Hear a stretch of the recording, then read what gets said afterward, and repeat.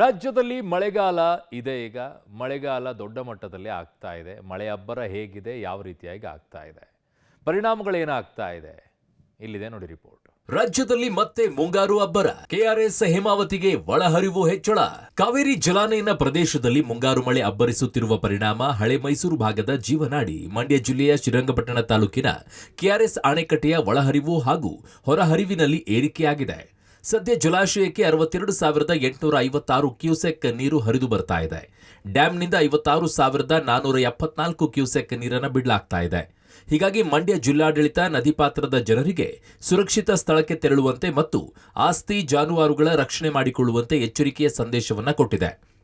ಬಲಮುರಿ, ಪಶ್ಚಿಮ ವಾಹಿನಿ, ಸಂಗಮ, ಗೋಸಾಯಿ ಘಾಟ್ ಸೇರಿದಂತೆ ಪ್ರವಾಸಿ ಸ್ಥಳಗಳಿಗೆ ಪ್ರವಾಸಿಗರಿಗೆ ನಿರ್ಬಂಧವನ್ನು ಹೇರಲಾಗಿದೆ. ಅಲ್ಲದೆ ಕಾವೇರಿ ನದಿಯಲ್ಲಿ ಪಿಂಡ ಪ್ರದಾನಕ್ಕೂ ಕೂಡ ನಿಷೇಧ ಹೇರಲಾಗಿದೆ. ಕಾವೇರಿ ಜಲಾನಯನ ಪ್ರದೇಶದಲ್ಲಿ ಮಳೆಯ ಅಬ್ಬರ ಮುಂದುವರೆದಿದೆ. ಈ ನಿಟ್ಟಿನಲ್ಲಿ ಕೆಆರ್ಎಸ್ ಅಣೆಕಟ್ಟೆಯಿಂದ ಕಾವೇರಿ ನದಿಗೆ 56 ಕ್ಯೂಸೆಕ್ ಅಧಿಕ ಪ್ರಮಾಣದಲ್ಲಿ ನೀರನ್ನ ಬಿಟ್ಟಿರುವಂಥದ್ದು. ನಾನಿದೀಗ ಮಂಡ್ಯ ಜಿಲ್ಲೆಯ ಶ್ರೀರಂಗಪಟ್ಟಣ ತಾಲೂಕಿನಲ್ಲಿರುವಂತಹ ಕೆಆರ್ಎಸ್ ಅಣೆಕಟ್ಟೆಯ ದೃಶ್ಯಾವಳಿಗಳನ್ನ ಗಮನಿಸ್ತಾ ಇದ್ದೀವಿ. ಕೆಆರ್ಎಸ್ ಅಣೆಕಟ್ಟೆಯಿಂದ ಸದ್ಯ 56,000 ಕ್ಯೂಸೆಕ್ ಅಧಿಕ ಪ್ರಮಾಣದಲ್ಲಿ ನೀರನ್ನು ಬಿಟ್ಟಿರುವಂಥ ದೃಶ್ಯಾವಳಿಗಳನ್ನ ಗಮನಿಸ್ತಾ ಇದ್ದೀವಿ. ನಿನ್ನೆ 50,000 ಕ್ಯೂಸೆಕ್ ನೀರನ್ನ ಏನು ನದಿಗೆ ಬಿಡಲಾಗ್ತಾ ಇತ್ತು. ಆದರೆ ಮತ್ತೆ ಕಾವೇರಿ ಜಲಾನಯನ ಪ್ರದೇಶದಲ್ಲಿ ಮಳೆಯ ಅಬ್ಬರ ಮುಂದುವರೆದಿರುವ ಹಿನ್ನೆಲೆಯಲ್ಲಿ ಇವತ್ತು 56,474 ಕ್ಯೂಸೆಕ್ ನೀರನ್ನು 24 ಗೇಟ್ಗಳ ಮುಖಾಂತರವಾಗಿ ಬಿಡುಗಡೆ ಮಾಡುವಂಥ ದೃಶ್ಯಾವಳಿಗಳನ್ನು ಗಮನಿಸ್ತಾ ಇದ್ದೀವಿ. ಸದ್ಯ ಕೆಆರ್ಎಸ್ ಅಣೆಕಟ್ಟೆಗೆ 52,856 ಕ್ಯೂಸೆಕ್ ನೀರು ಒಳಹರಿವಿನ ರೂಪದಲ್ಲಿ ಬರ್ತಾ ಇದೆ. ಆ ನಿಟ್ಟಿನಲ್ಲಿ ಅಪಾರ ಪ್ರಮಾಣದ ನೀರನ್ನು ಇದೀಗ ನದಿಗೆ ಬಿಟ್ಟಿರುವಂಥ ದೃಶ್ಯಾವಳಿಗಳನ್ನು ಗಮನಿಸ್ತಾ ಇದ್ದೀವಿ. ಜೂನ್ ತಿಂಗಳಿನಲ್ಲೇ ಕೂಡ ಕೆಆರ್ಎಸ್ ಅಣೆಕಟ್ಟೆ ಭರ್ತಿ ಆಗುವ ಮೂಲಕವಾಗಿ ಹೊಸ ಇತಿಹಾಸವನ್ನು ಬರೆದಿದೆ. ಇನ್ನು ಹಾಸನದ ಸಕಲೇಶಪುರ ಹಾಗೂ ಚಿಕ್ಕಮಗಳೂರು ಭಾಗದಲ್ಲಿ ಭಾರೀ ಮಳೆ ಹಿನ್ನೆಲೆಯಲ್ಲಿ ಹೇಮಾವತಿ ಜಲಾಶಯಕ್ಕೆ ಒಳಹರಿವು ದಿನೇ ದಿನೇ ಹೆಚ್ಚಾಗುತ್ತಿದೆ. ಗೊರೂರಿನಲ್ಲಿರುವ ಹೇಮಾವತಿ ಜಲಾಶಯಕ್ಕೆ 38,715 ಕ್ಯೂಸೆಕ್ ಒಳಹರಿವು ಬರ್ತಾ ಇದ್ದು 6 ಕ್ರಸ್ಟ್ ಗೇಟ್ಗಳ ಮೂಲಕ 46,350 ಕ್ಯೂಸೆಕ್ ನೀರು ಬಿಡಲಾಗ್ತಾ ಇದೆ. ಇನ್ನು ಜಲಾಶಯ ವೀಕ್ಷಣೆಗೆ ಸಾಕಷ್ಟು ಪ್ರವಾಸಿಗರು ಬರ್ತಿದ್ದಾರೆ. ಇತ್ತ ನದಿ ಪಾತ್ರದ ಜನರು ಸುರಕ್ಷಿತ ಸ್ಥಳಕ್ಕೆ ತೆರಳುವಂತೆ ಸೂಚಿಸಲಾಗಿದೆ. ಹೆಚ್ಚಿನ ಪ್ರಮಾಣದಲ್ಲಿ ಮಳೆ ಆಗ್ತಿರೋದ್ರಿಂದ ಜಿಲ್ಲೆಯ ಜೀವನದಿ ಹೇಮಾವತಿ ಜಲಾಶಯಕ್ಕೆ ಭಾರಿ ಪ್ರಮಾಣದಲ್ಲಿ ನೀರು ಹರಿದು ಬರ್ತಿದ್ದು ಈಗಾಗಲೇ ಸಂಪೂರ್ಣವಾಗಿ ಜಲಾಶಯ ಭರ್ತಿಯಾಗಿದೆ. ನಾವು ದೃಶ್ಯದಲ್ಲಿ ಗಮನಿಸಬಹುದು. ಇದು ಹಾಸನ ತಾಲೂಕಿನಲ್ಲಿರ್ತಕ್ಕಂತಹ ಹೇಮಾವತಿ ಜಲಾಶಯ. ಪೂರ್ವ ಮುಂಗಾರು ಮಳೆಯಲ್ಲಿ ಹೇಮಾವತಿ ಜಲಾಶಯಕ್ಕೆ ಸಾಕಷ್ಟು ನೀರು ಹರಿದು ಬಂದಿತ್ತು. ಅದಾದ ಬಳಿಕ ಈಗ ಮುಂಗಾರು ಮಳೆ ಆರ್ಭಟಿಸ್ತಾ ಇದ್ದು ಹೇಮಾವತಿ ಜಲಾಶಯಕ್ಕೆ ನೀರಿನ ಪ್ರಮಾಣದಲ್ಲಿ ಏರಿಕೆ ಆಗ್ತಿದೆ. ಮಲೆನಾಡು ಭಾಗವಾದಂತಹ ಸಕಲೇಶಪುರ ಹಾಗೂ ಚಿಕ್ಕಮಗಳೂರು ಜಿಲ್ಲೆಯಲ್ಲಿ ಮಳೆ ಅಧಿಕವಾಗಿ ಆಗ್ತಾ ಇರೋದ್ರಿಂದ ಜಲಾಶಯಕ್ಕೆ ಕ್ಷಣಕ್ಕೂ ಒಳಹರಿವಿನಲ್ಲಿ ಏರಿಕೆ ಆಗ್ತಿದೆ. ಸದ್ಯ ಹೇಮಾವತಿ ಜಲಾಶಯಕ್ಕೆ 38,715 ಕ್ಯೂಸೆಕ್ ನೀರು ಹರಿದು ಬರ್ತಿದೆ. 46,350 ಕ್ಯೂಸೆಕ್ ನೀರನ್ನು ಹೊರಬಿಡಲಾಗ್ತಿದೆ.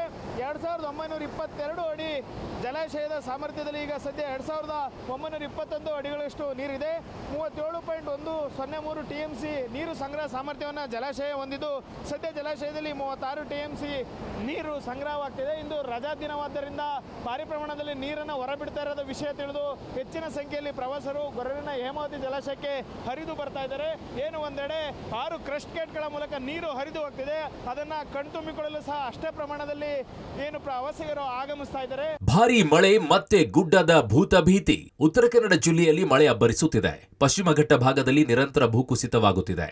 ಕುಮಟಾ ತಾಲೂಕಿನ ರಾಷ್ಟ್ರೀಯ ಹೆದ್ದಾರಿ 766 ಈ ಭಾಗದ ದೇವಿಮನೆ ಘಟ್ಟದ ಕ್ಷೇತ್ರಪಾಲ ದೇವಸ್ಥಾನದ ಪಕ್ಕದಲ್ಲೇ ಗುಡ್ಡ ಕುಸಿದು ಹೆದ್ದಾರಿಗೆ ಹಾನಿಯಾಗಿದೆ.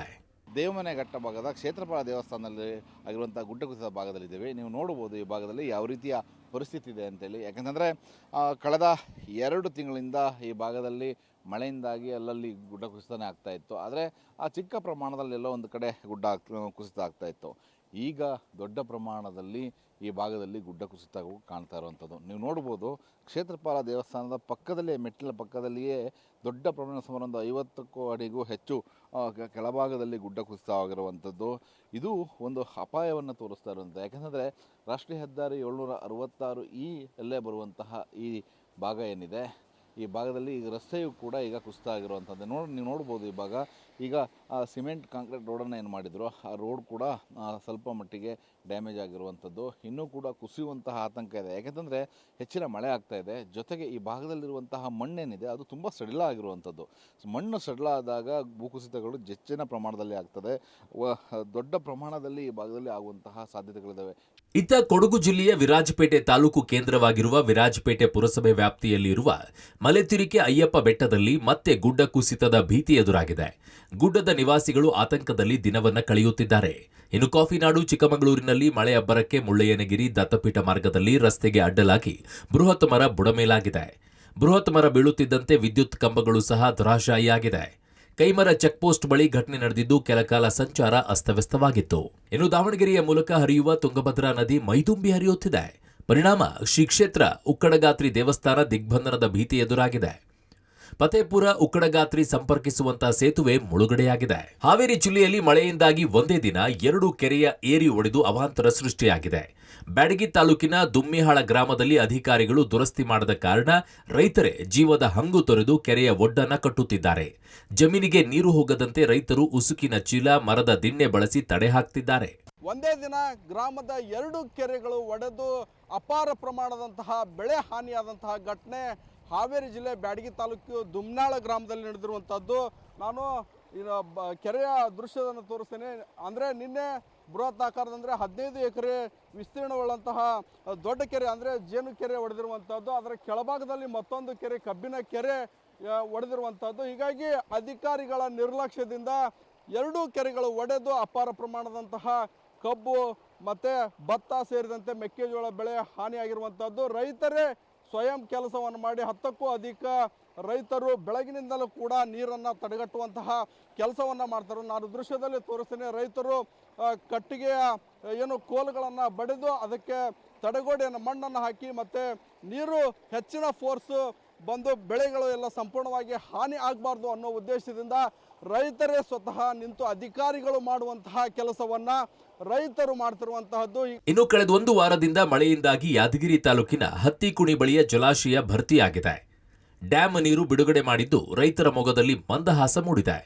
ಹಳ್ಳಗಳಿಗೆ ನೀರು ಬಿಡಲಾಗುತ್ತಿರುವ ಹಿನ್ನೆಲೆಯಲ್ಲಿ ಹಳ್ಳದ ತೀರಕ್ಕೆ ಹೋಗದಂತೆ ರೈತರಿಗೆ ಎಚ್ಚರಿಕೆ ನೀಡಲಾಗಿದೆ. ಒಟ್ಟಾರೆ ರಾಜ್ಯದಲ್ಲಿ ಮುಂಗಾರು ಮತ್ತೆ ಚುರುಕು ಪಡೆದಿದ್ದು ಜಲಾಶಯಗಳಿಗೆ ಜೀವ ಕಳೆ ಬಂದಿದೆ. ರೈತರು ಸಂತಸಗೊಂಡಿದ್ದಾರೆ.